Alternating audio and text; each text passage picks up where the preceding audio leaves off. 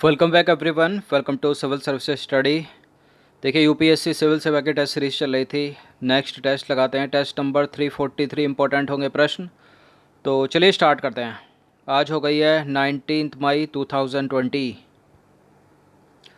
तो question number 1 है, मौद्रिक नीति समिति एमपीसी के संबंध में निम्न कथनों में से कौन सा सही है। मौद्रिक नीति समिति यह एक संवैधानिक निकाय है। यह मुद्रास्फीति का लक्ष्य निर्धारित करने के लिए उत्तरदायी है। यह आरबीआई गवर्नर की अध्यक्षता वाला 6 सदस्यीय निकाय है। कौन सा करेक्ट है इसमें? देखिए पहली बात तो ये संवैधानिक नहीं है, मतलब ये कॉन्स्टिट्यूशनल बॉडी थोड़ी है, सांविधिक है, मतलब स्टैच्यूरी बॉडी है। तो पहला तो हो नहीं सकता, एक से ही मिल गया आंसर। दूसरा वाला भी गलत है। यह मुद्रास्फीति का लक्ष्य निर्धारित करने के लिए उत्तरदायी है।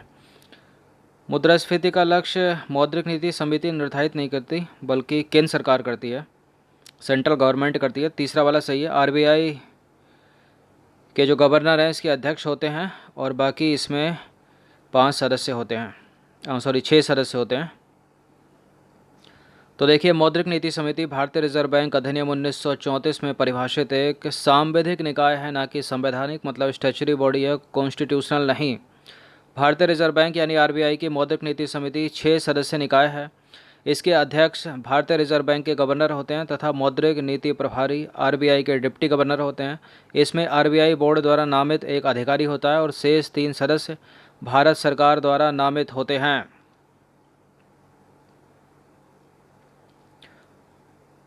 अब देखिए केंद्र सरकार भारतीय रिजर्व बैंक के परामर्श से प्रत्येक 5 वर्ष में, कितने वर्ष में? 5 वर्ष में एक बार उपभोक्ता मूल्य सूचकांक के संदर्भ में मुद्रास्फीति लक्ष्य निर्धारित करती है। तो सेंट्रल गवर्नमेंट करती है, सेंट्रल गवर्नमेंट, केंद्र सरकार, न कि मौद्रिक नीति समिति। क्वेश्चन नंबर 2 है, अधिमानी व्यापार व्यवस्था के संदर्भ में निम्नलिखित कथनों पर विचार कीजिए। देखिए अधिमानी व्यापार व्यवस्था डब्ल्यूटीओ में देशों द्वारा एक तरफा प्रदान की जाने वाली व्यापार प्राथमिकताएं हैं और सामान्यकृत अधिमानी प्रणाली अधिमानी व्यापार व्यवस्था का ही एक उप प्रकार है। सामान्यकृत अधिमानी प्रणाली के तहत विकासशील देश विकसित देशों से आयात को प्राथमिकता देते हैं। देखिए पहला वाला जो है वो करेक्ट हो जाएगा। अधिमानी व्यापार व्यवस्था डब्ल्यूटीओ में देशों द्वारा एक तरफा प्रदान की जाने वाली व्यापार प्राथमिकताएं हैं और सामान्यकृत अधिमानी प्रणाली अधिमानी व्यापार व्यवस्था का ही एक उप प्रकार है। सामान्यकृत अधिमानी प्रणाली के तहत विकसित देश विकासशील देशों से आयात करते हैं, ना कि विकासशील देश विकसित से। तो थर्ड को एलिमिनेट करके इसका आंसर हो जाएगा केवल 1 और 2। तो देखिए सामान्यकृत अधिमानी प्रणाली के तहत विकसित देश विकासशील देशों से आयात को प्राथमिकता देते हैं, ना कि विकासशील देश विकसित देशों से। तीसरा गलत है।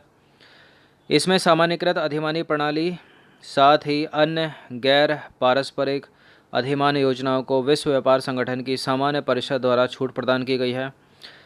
किसमें? देखिए विश्व व्यापार संगठन में अधिमानी व्यापार व्यवस्था में देशों द्वारा एक तरफा प्रदान की जाने वाली व्यापार प्राथमिकताएं शामिल हैं। तो तीनों के तीनों करेक्ट हैं, 2 ऊपर के करेक्ट हैं, तीसरा इनकरेक्ट है। क्वेश्चन नंबर 3 है, यह भारत का एक प्रमुख जैविक राज्य है। यह नेपाल, चीन और भूटान से अपनी सीमा को साझी करता है। वर्ष 1975 को यह भारतीय संघ का 22वां राज्य बना था। यह पश्चिम बंगाल से अपनी सीमा बनाता है, लेकिन असम और अरुणाचल प्रदेश से नहीं। इस राज्य को फलोद्यान का स्वर्ग के नाम से जाना जाता है। यह भारत में बड़ी इलायची का सबसे बड़ा उत्पादक है, प्रोड्यूसर है। उपरोक्त परिच्छेद निम्नलिखित में से किस राज्य को संदर्भित करता है, बताइए। आप यहाँ से भी इसका अंदाज़ा लगा सकते हैं कि वर्ष 1975 में यह भारतीय संघ का 22वां राज्य बना था, या फिर एक जैविक स्टेट है। वैसे तो यहाँ पर जैविक स्टेट एक या एक से अधिक हो सकते हैं।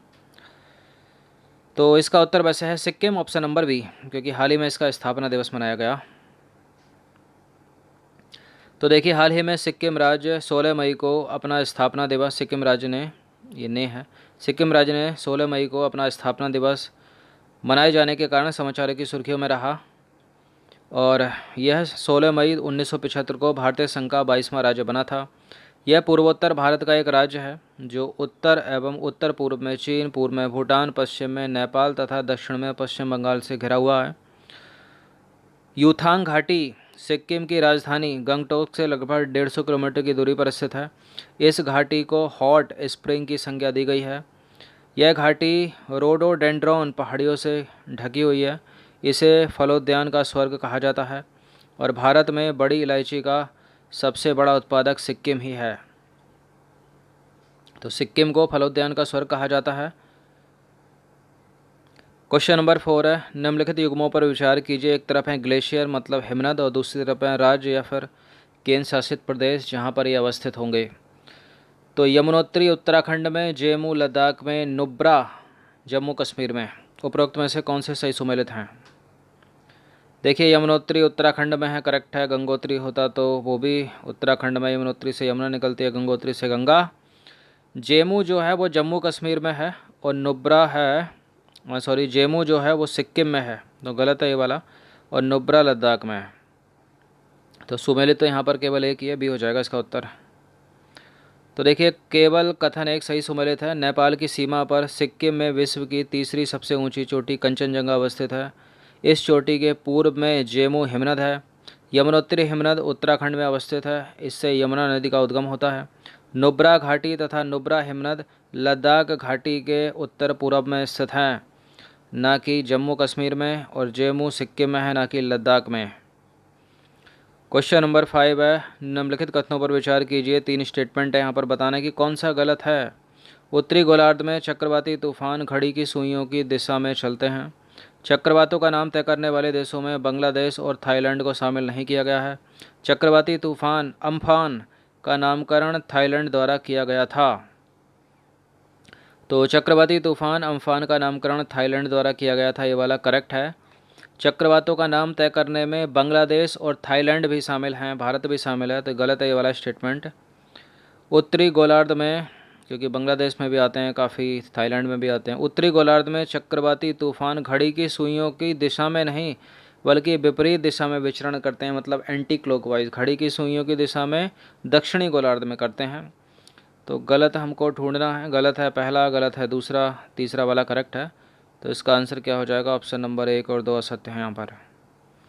तो देखिए चक्रवात कम वायु मंडलीय दाब के चारों ओर और गर्म हवाओं की तेज आंधी को कहा जाता है। ये दोनों गोलार्धों में बनते हैं। दोनों गोलार्ध का मतलब ये पृथ्वी है, बीच से एक रेखा खींची जाती है 0 डिग्री, इसको बोलते हैं इक्वेटर लाइन या फिर विषुवत रेखा या भूमध्य रेखा। ऊपर का हो गया उत्तरी गोलार्ध, नीचे का हो गया दक्षिणी गोलार्ध। अब चक्रवात या साइक्लोन यहाँ पर भी आएगा, यहाँ पर भी आएगा, एंटी साइक्लोन यहाँ पर भी आएगा, यहाँ पर भी आएगा। मुद्दा यह है कि घूमेगा कैसे। तो जो चक्रवात होते हैं यहाँ पर घड़ी की सुइयों की विपरीत दिशा में, यहाँ घड़ी की सुइयों की दिशा में। जो प्रति चक्रवात होते हैं यहाँ घड़ी की सुइयों की दिशा में, यहाँ घड़ी की सुइयों की विपरीत दिशा में। इस तरह से याद रखिए इनको। तो देखिए उत्तरी गोलार्ध में ये कौन? चक्रवात घड़ी की सुइयों की विपरीत दिशा में, मतलब काउंटर क्लॉकवाइज, तथा दक्षिणी गोलार्ध में घड़ी की सुइयों की दिशा में, मतलब क्लॉकवाइज घूमते हैं, चलते हैं। तो गलत हो गया पहला। हिंद महासागर क्षेत्र के 8 देश कौन कौन से? बांग्लादेश, भारत, मालदीव, म्यांमार, ओमान, पाकिस्तान, श्रीलंका तथा थाईलैंड एक साथ मिलकर आने वाले चक्रवातों के नाम तय करते हैं, इसलिए गलत है दूसरा वाला स्टेटमेंट भी। चक्रवाती तूफान अम्फान का नामकरण थाईलैंड द्वारा किया गया था। देखिए चक्रवातों के आने का समय हो गया है, इसलिए प्रश्न जो है इम्पोर्टेंट है, पूछा जा सकता है। बहुत सारे चक्रवात भारत की ओर बढ़ रहे हैं और साथ ही उसके पड़ोसी देशों की ओर भी। क्वेश्चन नंबर 6 है, राजीव गांधी किसान न्याय योजना के संदर्भ में विचार करना है आपको। राजीव गांधी किसान न्याय योजना, तो इस योजना का शुभारंभ 21 मई 2020 को पूर्व प्रधानमंत्री राजीव गांधी की पुण्यतिथि के अवसर पर किया जाएगा, यानी 2 दिन बचे, आज हो गई 19 मई। इस योजना के अंतर्गत धान, मक्का और गन्ना आदि की फसल के लिए 10,000 रुपये प्रति एकड़ की दर से प्रत्यक्ष लाभ अंतरण के माध्यम से अनुदान राशि सीधे किसानों के खाते में दे दी जाएगी और यह पूरी तरह से केंद्र प्रायोजित योजना है। सेंट्रल गवर्नमेंट स्पॉन्सर कर रही है क्या इसको? पूरी तरह से गलत है थर्ड वाला, सेंट्रल की तो है ही नहीं है, छत्तीसगढ़ द्वारा प्रायोजित है, मतलब छत्तीसगढ़ की योजना है। पहला सही है, दूसरा सही है। थर्ड को एलिमिनेट करके इसका आंसर निकल जाएगा आराम से, केवल 1 और 2। तो देखिए कथन 3 गलत है, क्योंकि हाल ही में छत्तीसगढ़ सरकार ने राजीव गांधी किसान न्याय योजना शुरू करने का निर्णय लिया है, यानी कि सेंट्रल गवर्नमेंट ने योजना का शुभारंभ 21 मई 2020 को पूर्व प्रधानमंत्री राजीव गांधी की पुण्यतिथि के अवसर पर किया जाएगा। इस योजना के अंतर्गत धान, मक्का, गन्ना आदि की फसलों के लिए 10,000 रुपये प्रति एकड़ की दर से प्रत्यक्ष लाभ अंतरण के माध्यम से अनुदान राशि सीधे किसानों के खाते में दे दी जाएगी। राजीव गांधी किसान न्याय योजना के तहत राज्य के 18,75,000 किसानों को लाभ मिलेगा। अब है क्वेश्चन नंबर 7। अंतर्राष्ट्रीय संग्रहालय दिवस के संदर्भ में आपको विचार करना है, वो बताना है कि कौन सा सही है। देखिए, अंतर्राष्ट्रीय संग्रहालय दिवस सामाजिक विकास में संग्रहालयों की महत्वपूर्ण भूमिका को लेकर जागरूकता बढ़ाने के उद्देश्य से विश्व भर में मनाया जाता है। इस दिवस का आयोजन प्रत्येक वर्ष इंटरनेशनल काउंसिल ऑफ म्यूजियम के द्वारा किया जाता है। वर्ष 2020 के लिए अंतर्राष्ट्रीय संग्रहालय दिवस की थीम क्या है? समानता के लिए संग्रहालय, विविधता और समावेश। बिल्कुल करेक्ट हैं तीनों के तीनों स्टेटमेंट। इसका आंसर हो जाएगा ऑप्शन नंबर डी। तो देखिए, उपरोक्त सारे के सारे कथन जो हैं वो सत्य हैं। सामाजिक विकास में संग्रहालयों की महत्वपूर्ण भूमिका को लेकर जागरूकता बढ़ाने के उद्देश्य से विश्व भर में 18 मई को अंतर्राष्ट्रीय संग्रहालय दिवस मनाया जाता है, यानी कल मनाया गया ये, इसलिए न्यूज़ में है। इस दिवस के आयोजन का मुख्य उद्देश्य आम जनता में संग्रहालयों के प्रति जागरूकता पैदा करना और उन्हें संग्रहालयों में जाकर अपने इतिहास को जानने के प्रति जागरूक बनाना है। इस दिवस का आयोजन प्रत्येक वर्ष इंटरनेशनल काउंसिल ऑफ म्यूजियम के द्वारा किया जाता है। अब देखिए, वर्ष 2020 के लिए अंतर्राष्ट्रीय संग्रहालय दिवस की थीम क्या है? समानता के लिए संग्रहालय। क्या? समानता के लिए संग्रहालय, विविधता और समावेश। इस दिवस का आयोजन वर्ष 1977 से प्रत्येक वर्ष किया जा रहा है। इंटरनेशनल काउंसिल ऑफ म्यूजियम सांस्कृतिक विरासत को बढ़ावा देने तथा संरक्षण देने हेतु प्रतिबद्ध विश्व के संग्रहालयों और संग्रहालय पेशेवरों का एकमात्र संगठन है। फिर से सुन लीजिए, इंटरनेशनल काउंसिल ऑफ म्यूजियम क्या है?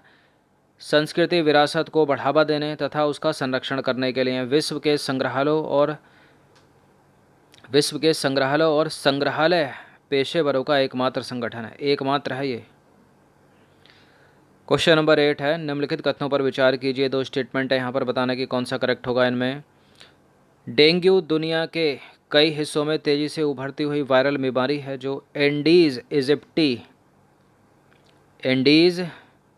एजिप्टी मच्छर से होती है। प्रत्येक वर्ष 16 मई को स्वास्थ्य एवं परिवार कल्याण मंत्रालय द्वारा राष्ट्रीय डेंगू दिवस मनाया जाता है, यानी 3 दिन पहले मनाया गया है। ये क्या करेक्ट है? दोनों के दोनों सी हो जाएगा इसका उत्तर। तो देखिए, प्रत्येक वर्ष 16 मई को देश भर में स्वास्थ्य एवं परिवार कल्याण मंत्रालय के द्वारा राष्ट्रीय डेंगू दिवस मनाया जाता है। इस दिवस के आयोजन का मुख्य उद्देश्य क्या है? आम लोगों के बीच में डेंगू के विषय में जागरूकता पैदा करना। आपको पता हो कि डेंगू जो है दुनिया के कई हिस्सों में तेज़ी से उभरती हुई एक वायरल डिसीज़ है, वायरल रोग है, वायरल बीमारी है। डेंगू के वायरस का मुख्य वाहक एंडीज इजिप्टी मच्छर है। अब देखिए, डेंगू जो है वो शहरी, गरीबी क्षेत्रों, उपनगरों, ग्रामीण इलाकों में पनपता है, लेकिन यह उष्णकटिबंधीय और उपोष्णकटिबंधीय देशों को भी प्रभावित कर सकता है। अब देखिए, 16 मई 2020 को इस अवसर पर स्वास्थ्य एवं परिवार कल्याण मंत्रालय द्वारा डेंगू से बचाव के उपायों के बारे में जानकारी प्रदान की गई है। इसके अनुसार प्रत्येक व्यक्ति को अपने आसपास का जो स्थान है वो साफ़ सुथरा रखना चाहिए। कहीं पर भी पानी का जमाव नहीं होने देना चाहिए। खासकर जो आपके कूलर होते हैं गर्मी में जिनका यूज़ होता है, उसकी सफाई कम से कम 1 सप्ताह में 1 बार की जानी चाहिए। और लोगों को मच्छरदानी और मच्छरों को भगाने वाली दवाइयों का प्रयोग करने की सलाह इसमें दी जाती है। देखिए, घरों के आसपास तो पानी कैसे भी एकत्र हो सकता है ना। मान लीजिए कोई प्लास्टिक का बाउल पड़ा है पुराना टूटा, तो उसमें भी जमा हो सकता है, या कोई बकेट पड़ी है पुरानी छत के ऊपर, उसमें भी हो सकता है। तो इन सबको जहाँ भी पानी भरा दिखे उसको पलट दें। यदि पक्षियों को आपको पानी रखना है तो डेली उसको 1 से 2 दिन में उसको ज़रूर पलटें, क्योंकि इसका लार्वा जो है वो 3 दिन में सक्रिय हो जाता है। मच्छर का जीवन कितना है? 2 से 3 दिन का है। या उसमें अगर कूलर है आपके पास तो उसमें मिट्टी या पेट्रोल का जो है बूंदे डाल दें, ताकि जो उसका लार्वा है जो सतह पर रहता है वो डूब के मर जाए, क्योंकि सरफेस टेंशन, पृष्ठ तनाव कम हो जाता है ना जल का। चलिए भाई, क्वेश्चन नंबर 9 है, प्रधानमंत्री उज्ज्वला योजना के संदर्भ में निम्नलिखित कथनों पर विचार करें। ये न्यूज़ में है इसलिए प्रश्न इंपॉर्टेंट है। तो 2020 में इस योजना के 5 साल पूरे हो गए हैं। यदि कल की करंट अफेयर्स अच्छे से देखी होगी तो इस प्रश्न को करेक्ट कर ले जाओगे। गलत है पहला वाला स्टेटमेंट, 5 साल पूरे नहीं हुए, 4 साल पूरे हुए हैं। इस योजना की शुरुआत 2017 में नहीं हुई थी, गलत है ये भी, 2016 किया, तभी तो 4 साल पूरे होंगे। और उत्तर प्रदेश के लखनऊ जनपद से नहीं हुई थी, इतना तो गलत है ही है, इतना भी गलत है। उत्तर प्रदेश के बलिया जनपद से हुई थी। इस योजना के कारण अब तक 8 करोड़ परिवारों को लाभान्वित किया जा चुका है या लाभ मिल चुका है। दूसरा वाला करेक्ट है केवल। तो 5 साल नहीं हुए, 4 साल हुए हैं। 2017 की नहीं है, 2016 की योजना है और उत्तर प्रदेश के बलिया से शुरू हुई थी ये। केवल 2 करेक्ट है, इसका आंसर हो जाएगा ऑप्शन नंबर बी। तो हाल ही में प्रधानमंत्री उज्ज्वला योजना समाचारों में रही, जिसकी शुरुआत 1 मई 2016 को उत्तर प्रदेश के बलिया जिले से हुई थी, न कि लखनऊ से। इस योजना के कारण अब तक 8 करोड़ परिवारों को लाभान्वित किया गया है। इस अवसर पर केंद्रीय पेट्रोलियम एवं प्राकृतिक गैस मंत्री ने कहा है कि अब तक प्रत्यक्ष लाभ हस्तांतरण डीबीटी के माध्यम से लाभार्थियों के खाते में कितने 8,432 रुपये से अधिक राशि जो है हस्तांतरित की गई है, ताकि इस सुविधा का लाभ उठाने में कोई कठिनाई ना हो।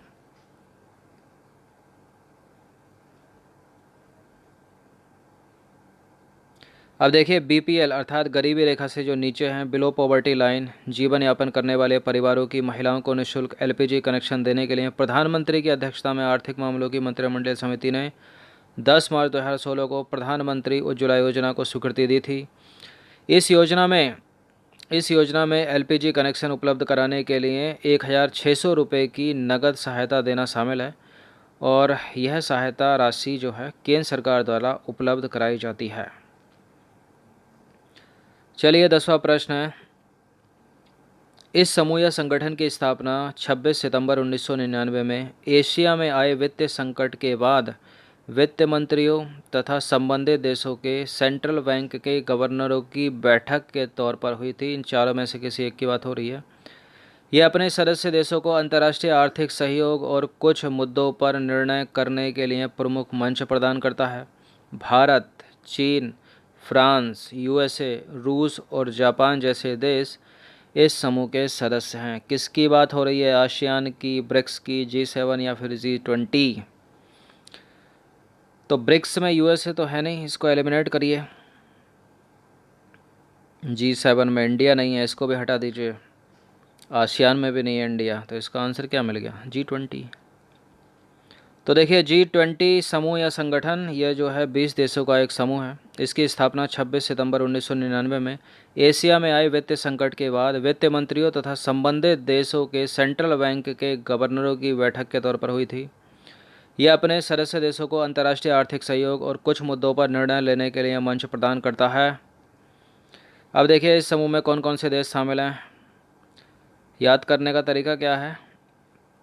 भारत से स्टार्ट करते हैं। भारत है, और भारत के पड़ोस में है कोई?